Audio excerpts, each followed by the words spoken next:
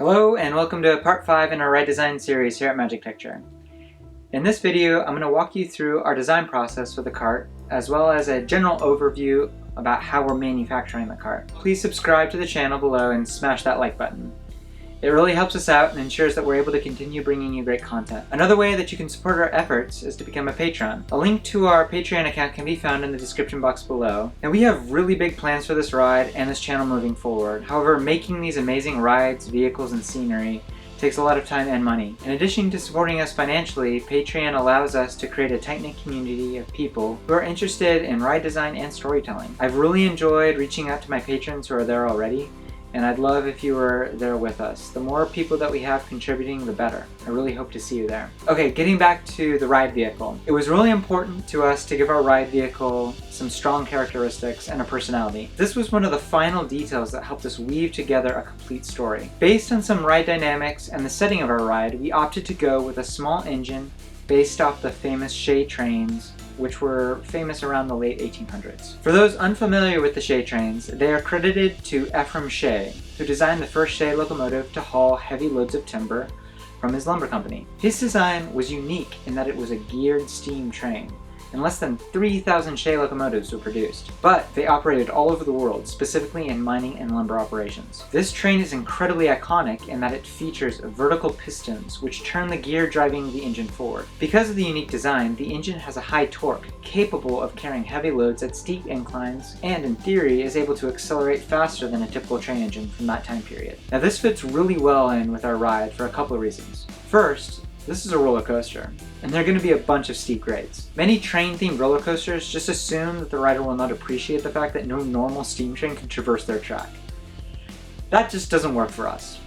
We chose this train because there's an explanation for how the train manages to get up the lift hill and make it through the varying grade changes. Second, our ride has an accelerated launch, and we needed some way to explain how a steam locomotive goes from 0 to 30 in 2 seconds. The unique gearing system of the Shay allows it to get up to speed much quicker than a typical steam engine. Now, full transparency, the Shay trains, even though they accelerate rapidly, have a very low maximum speed. The fastest Shay ever recorded reached a maximum speed of only 18 miles per hour. Sadly, even we have to operate under a suspension of disbelief. Now, the train will be followed by 2 mine carts, which each have their own unique character. Each cart will be capable of holding 1 adult or 2 children. Now, these carts were originally designed to pull out loads of rock and dirt from caverns during mining operations. In our story, these mines specifically are used for gold mining. The engine is currently being manufactured by our friend David in Texas, and he's been using spare parts from his farm, following a design which we first hand drew and then modeled in Rhino. After we produced the model in Rhino, we were able to 3D print it so that David had that and was able to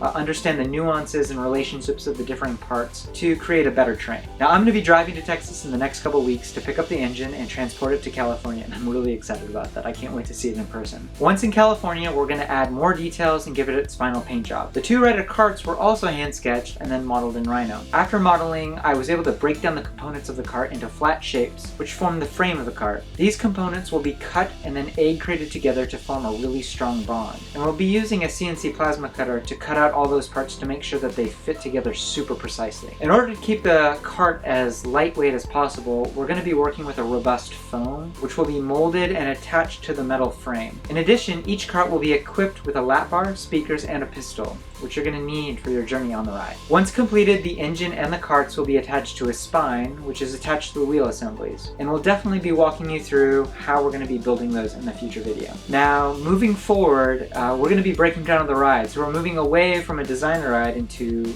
more building the ride. And I can't wait to provide you more updates as we make it through our process. Thank you again for all the support, all the comments, and all of the advice you guys have been giving to me. I really appreciate all the positive feedback. And until next time, take care.